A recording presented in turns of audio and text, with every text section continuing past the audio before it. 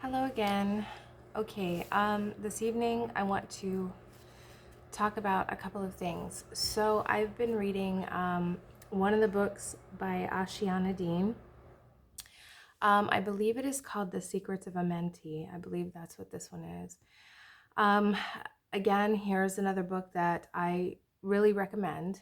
Um, and I also want to talk about some things um, that I read within that text that caused some unpleasant feelings, some friction, some challenges to my belief systems, um, and also that I am grateful for that. Okay. Um, and why is that? So, this text, I was reading it, and so much of it resonated on the level of truth to me that um, I couldn't, when I came to a part that was challenging to my belief system, I couldn't just completely disregard or take it as an untruth because so much of the text resonated truth that I have had to look at the uh, why I felt threatened, my fear response surrounding this thing, and I will get into that later. I do want to touch on some things that this book talks about. So, this book is written really as a history of the planet of Earth.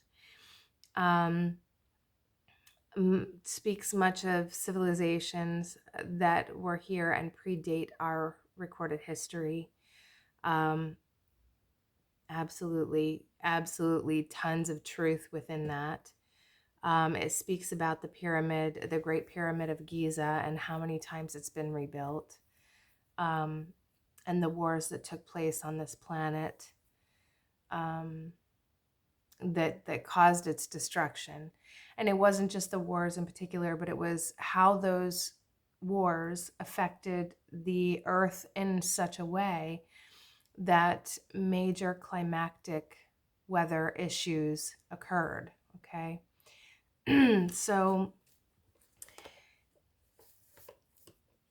I'm going to talk a little bit about, there was a program, I don't know if it's still on because I don't really watch TV much anymore. There was a program on called Ancient Civilizations, Ancient Aliens, either one. These Ancient Aliens, I really loved that program. It went to all the different sites, these old civilizations, and those, and spoke about those that are still being unearthed, still being discovered even today. Um, the rock formations, the way they were constructed. We today do not have the technology to recreate, even today, in what we believe is a civilized modern society.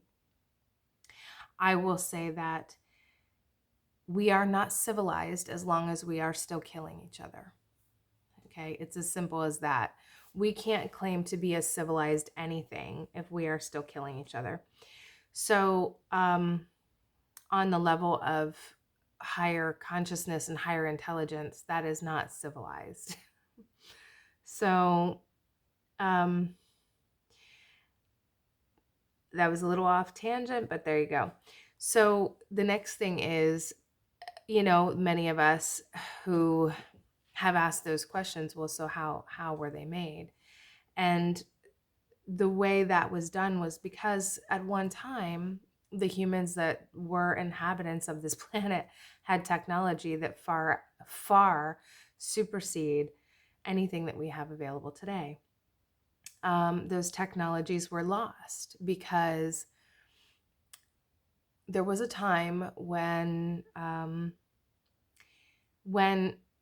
Earth was not when Earth was part of a galactic heritage, let's say, where brothers and sisters that looked slightly different could come and go, and even people that were residents of Earth at times sought refuge on other planets when these weather catastrophes were occurring, because the planet was inhabitable at those times, um, except for those who may have gone deep inside the earth, and that is a real thing. But having said that, so there was a time when it was normal to see this type of travel occur, and our brothers and sisters from other planets coming and going, and maybe even as far as to say that we traded goods and services and things like that. Sure, why not? But when you're able to accept that, you can accept that the technologies that were available to us were of a higher level.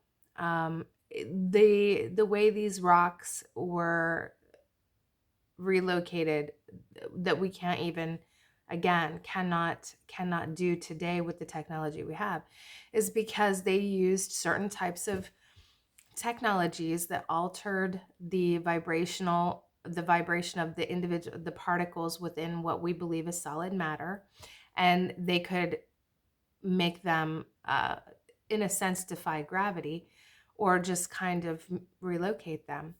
I don't know how that works because I am human also, and I have gone through the process of forgetting, and all of that information has not yet come back to me. And so I know it's possible. I know conceptually how that could occur. And I know that because of the miracles that was performed by Jesus, how he was able to make into existence, manifest things at will, how he was able to heal as it is thought of, right? And I know he would say, he didn't do it. It was the power of the Father. It was so, but what that means is the power of the Father is in the person that is being healed also. So there is that connection. It is the healer reminds the one believing that they need healed that they are already healed if they choose to be, right? So he created the environment for that. So what this book talks about is much of the history that is unknown to many people on this planet.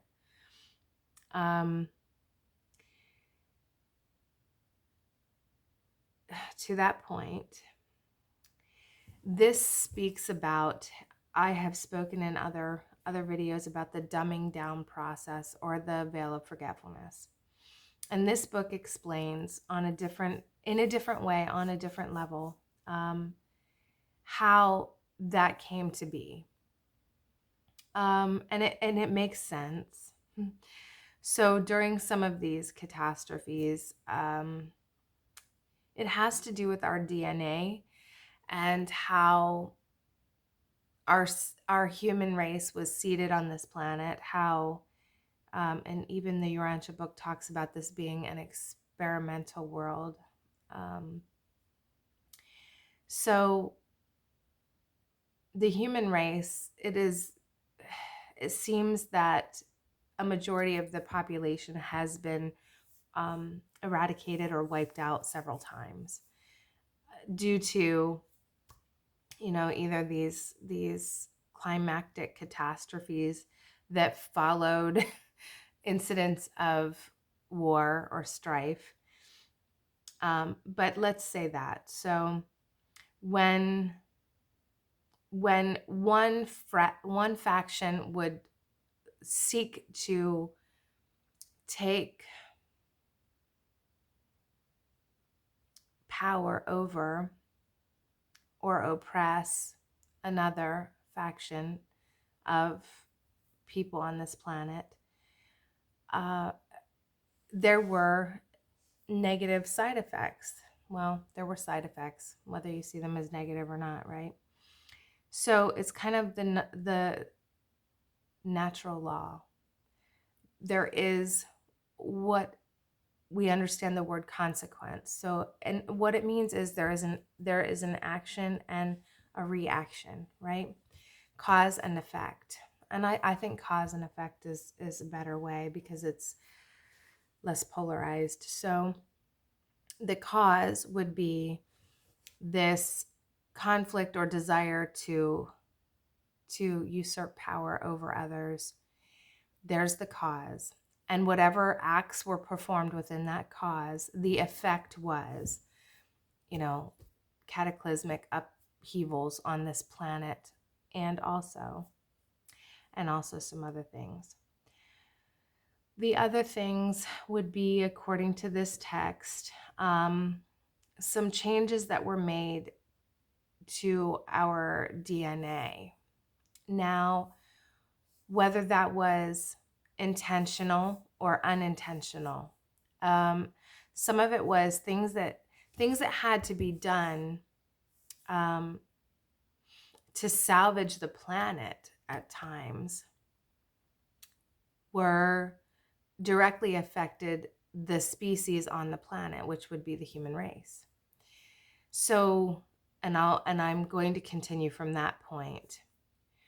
From that effect, the cause then affected us in such a way that there was a break in the communication between the strands of DNA. So it was like certain strands were active and being used, and there would be a break, and then there would be other strands that were active and used.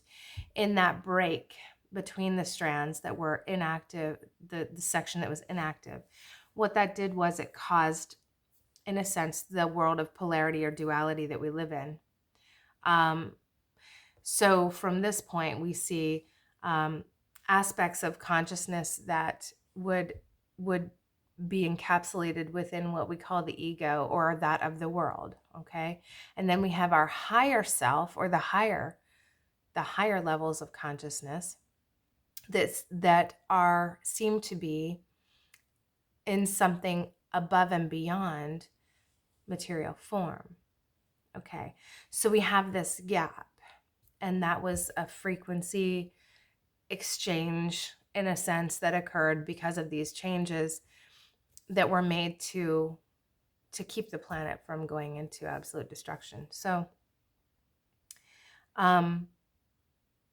what is happening now is that gap is those strands are beginning to become active. So the gap is lighting up. So those strands that were dark are now beginning to light up. What that means for humanity is we are now more than ever before able to, more and more of us every day, able to integrate the lower octaves of consciousness, being what we considered the ego, to the higher levels of consciousness, what I call spirit. Okay. So we're able to begin merging these things. And when I read it in this way, I can say that I have heard for years now about energy workers that have been really focused in targeting, helping individuals to merge their shadow self with their true self, right? So here again is that duality. The shadow self would be that of the ego, the lower octaves of consciousness, with the true self, or the higher octaves of consciousness. And so that has been going on for a time. And I found that really interesting when I was reading this text, because that's exactly what that affirms to me is, okay, here, now these are just different labels for the same thing. And it's how do we integrate all of these parts of ourselves to become the totality of what we're capable of being. Now, I will speak, and okay, and so how do we do that? Let me just touch on that just a little bit. So how we do that is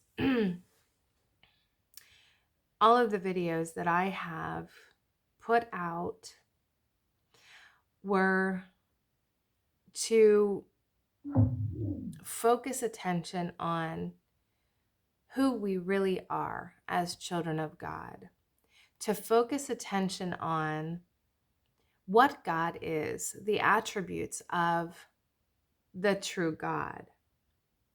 Because if you either know yourself fully, your true self, or you know God as God truly is, you only need to know one or the other, and then you know it all as far as that goes. Because we are one and created in the likeness of God. And so once you know that, you can see the things that are taught, the belief structures, all of these things in the world that deviate from that. And if they deviate from that, there's a reason. And wherever that deviation occurs, you know to disregard it. That's just how it is. It's like there's a bit of truth in everything, right? There's a bit of truth in most things. So to really focus on the attributes of God and who God really is and what God really is, or go within and focus on what we truly are, the true divine self, that is how we begin to activate these other features of our DNA that have been laying dormant, to merge and integrate the lower octaves of consciousness with the higher levels, the higher octaves of consciousness, okay? And, you know, the planet going through the shifts that we are going through will facilitate that. So, okay. A talk that I listened to was very touching. A quote from that talk was, "Say yes to what makes your heart sing." Okay. So to speak about just very briefly about the soul's plan, you know, we're each in a body here. Those of us listening to this, right? We're in bodies here. We are living whatever life we are living. And oftentimes, you know, for me personally, I hear, "What is your joy? Follow your joy. Follow your joy." Well, what is that? It changes for me. It does change. And so what is your joy? Well, that's the thing. We have to kind of try out different things to see what really, really excites us. And then when we find that thing that excites us, that's what we gravitate toward. And that is an important, you know, it's beneficial to make that an important focus in our life, because then it's uplifting. And when we are uplifted, we uplift everyone else. That is how that works. So that's just a little bit about the soul's plan. And now I'm going to get into the challenges I had with the text.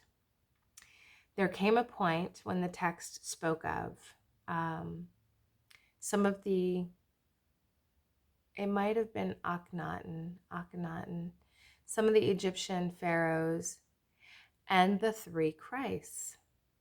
Okay. So for me, being a lover of Christ, that really caused some friction within me, and I had to look at that. And what I found was, you know, I have put so much emphasis in Jesus, the person, the personage. But yet this channel is called the message of love. And what I realized is that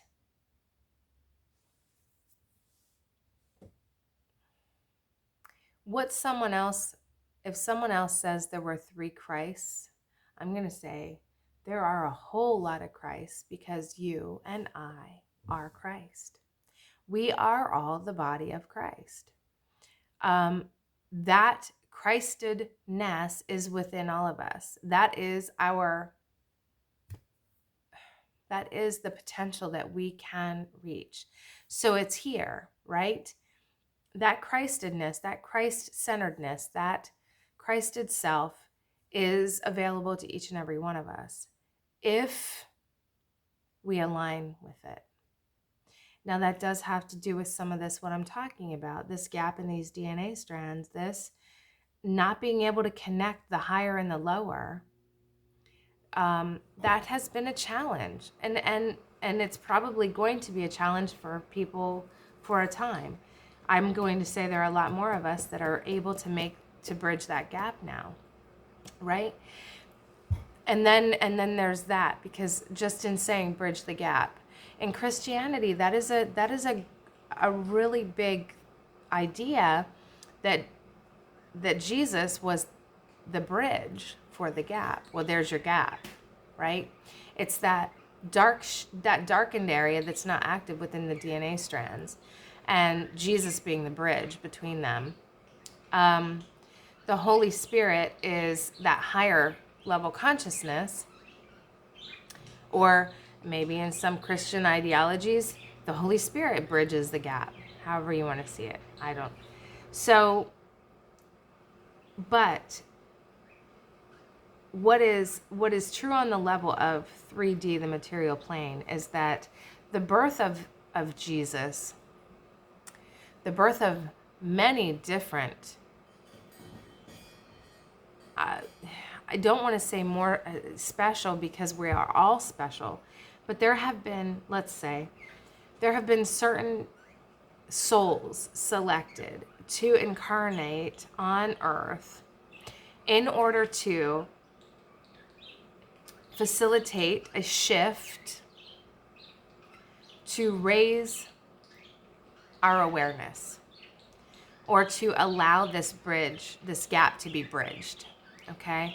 And Jesus was one. So if this text says there were 3, okay, 3 that were very influential, and even more than that, because there were others. I believe that it cited at least one of the Egyptian pharaohs was one whose soul was specifically selected to bridge the gap for certain races within our race. Okay, so having been seeded from all different kinds of groups, you know, I'm not going to get into that because I'm not well versed in it enough. So just say there are many. So you see someone like me who has very, very light skin. Just because my skin appears to be this light, somewhere in my baseline, there is someone with darker skin. There is someone with yellow skin. There is someone with red skin. It's all in there. And even with the person that has darker skin, there's someone somewhere that has light skin. There's someone in there that has red skin. There's someone in there that has yellow skin. And that was divinely made that way. That was divinely so. Because we are all part of the same. And it must be that way. Okay. So it's all about realizing the oneness and the unity within this. And still being able to appreciate the diversity that we can see with our eyes. Even though we are all equal, we are all one, we are all part of the same, we still get to see these wonderful differences between us. And it's quite a blessing, as far as, and even in the genders, at least at this point in the genders. I can't tell you in this moving process how many times I wished I had the strength of a man, right? That is my size, because I know I don't. I'm strong for a woman my size, but a man is just, the muscles are just different, and it is what it is. And it's a beautiful thing because, somebody has to be the strength in the physical sense. Someone has to be the nurturer. So these things balance out. So again, back to the three Christs that it mentioned, and it mentioned other people with them. Now, why did that cause friction within me? Because I have been clinging too strongly, too strictly to a label of what Christ is, what that means.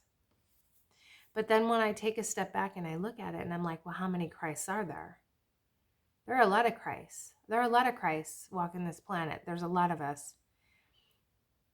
And Christ and Jesus himself would say that he was no different than we are. That was part of the unity. That was part of the oneness teachings that he attempted to bring to us. So,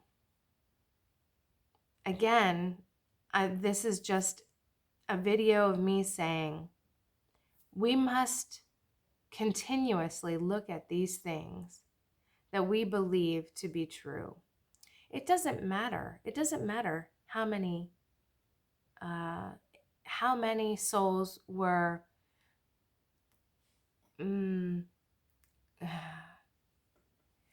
were asked to participate because of the qualities they could bring to this and what label they give them. What really matters is the message itself. What really matters is what he taught. That is what matters. It doesn't matter if he and that is absolutely true. I will, this is going to make some Christians very uncomfortable. It doesn't matter if he died on the cross and rose again. I mean, it's great that story is the way it is so that we believe that there is life after death. That's great. But the power was in his birth onto the planet and in the message that he taught to raise awareness at the level of consciousness of the mind. His crucifixion, that story taught us absolute brotherly love. So in that there is power. But the interesting thing is, if you believe in the crucifixion of the body of Jesus and how that story is written, how is it that we are warring with anyone? How is it that we kill anyone? How is it that a person can stand and say they are a Christian and want to and justify killing of anyone when Jesus allowed his body to be crucified? That's interesting, right? But so here is another topic that came up today was inconsistencies, double standards. When we see inconsistencies and double standards in the world, we have to realize that something is amiss. Anywhere that is, something is amiss. Something is not quite right there, okay? So we just have to be aware. We have to be aware. So in this, the three Christs, they spoke about different ones who were here. So different souls that were petitioned to incarnate for certain reasons, to bridge gaps and to do certain things. And we will, history has never recorded anything about them. It did say, and I've heard this many, many, many times in different places and from different books and etc., that the story that we have about the life of Jesus was actually stories of all three of these combined into one. And that's possible. I can't say it's not, because it is possible. I mean, I can look at the teachings of Jesus and look at the teachings of other very influential religious personalities on the planet and see the same message. So, you know, it doesn't matter that they're calling all three of these different incarnated beings Christ, because I call you Christ. We are to see each other that way. That is what we are asked to do, is to recognize Christ in everyone we see. That is what we are asked to do. We are called to do that. So I had to reconcile that for myself and understand that when I say a prayer at night, whatever way I want to say it, whoever I want to say it to, the one who is absolutely perfect to answer that prayer or to guide me will be the one who does. And have faith in that, because the plan that was laid out, this whole, the universal plan that bigger than the universe, because there are many universes, the grand plan that was laid out from the beginning of time, before time was, is beyond my ability to comprehend right now. And so I hear from A Course in Miracles, again, we know not what they're for. Because I am able to see that I don't know everything, and there's so much more that I don't know than what I know, I have to look at things. I have to ask the questions. I have to be willing to really, really look in the mirror at the belief structures that are in place for me. I have to be able to get to the bottom of it and say, does it really matter if Jesus was light-skinned, dark-skinned, what color his eyes were, what color his hair was?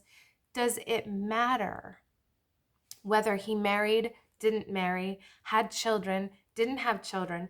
Does it matter if he was a product of immaculate conception, or if he was created in bodily form just like you and me? Does it really matter? Or is the important part what his life taught us? What he embodied while he was here? And that is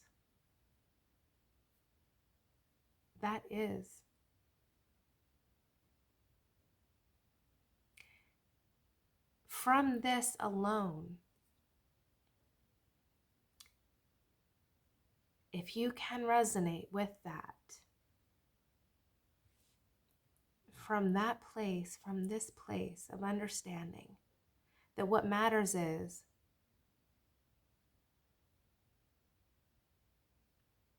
the life and the example of this person, and that it doesn't matter anything else, skin color, hair color, eye color, doesn't matter. We can more easily see Christ in everyone else we come in contact with, and in ourselves. We must be able to see Christ in ourselves. We must be able to feel Christ in ourselves. There have been times when any given situation, and it might be nothing, but I can feel Christ looking through the eyes of my body with me. I can feel that.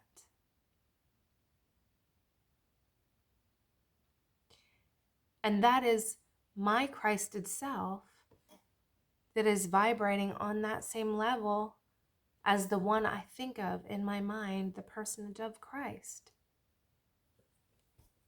So the next step is breaking down the walls of yet another structure that envisions it as being this thing. And those walls need to come down so it can expand into the next higher level truth, the next higher level awareness, which is the details don't matter. And there's an interesting, that was an interesting quote. The devil is in the details. You know, but that's the quote. The devil is in the details. Break it down to the base level. Break it down to the very, very fabric of what it is. You know, do we know a person by their words? Do we know a person by their dress? How is it that we know a person?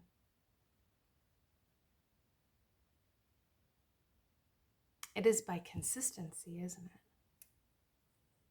it? It is by consistency.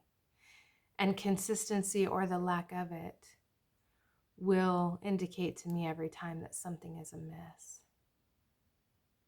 Something just isn't quite right there. And so I do recommend this book, Secrets of Amenti. I really do. Some wonderful, wonderful information there. And I hope that when you read it and you get to the point about the 3 Christs, you can come back to this video and you can be with me in this moment and say, yeah, wow, that really, oh, that felt icky. Boy, that felt icky. And felt so icky, as a matter of fact, that I feel the muscle strain in my back from it, you know? And I had to look at it. I had to really break it down. I had to break down the human constructs, and being human isn't bad, but there is a programming here that once that programming's broken down, the human gets to be what the human was intended to be all along, which is something magnificent. And so I'm so happy in this moment. I am so happy to be here with you, to know that this is where we're going, to know that we are going to be seeing these wonderful things unfolding, whatever it looks like. And to attest that I am willing to go there. I am willing to go there. I am willing to see in a way that I have never seen before. I am willing to do that.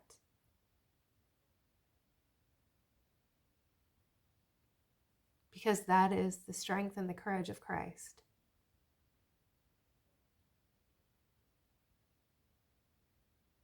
Come what may. In peace and love, may you be blessed.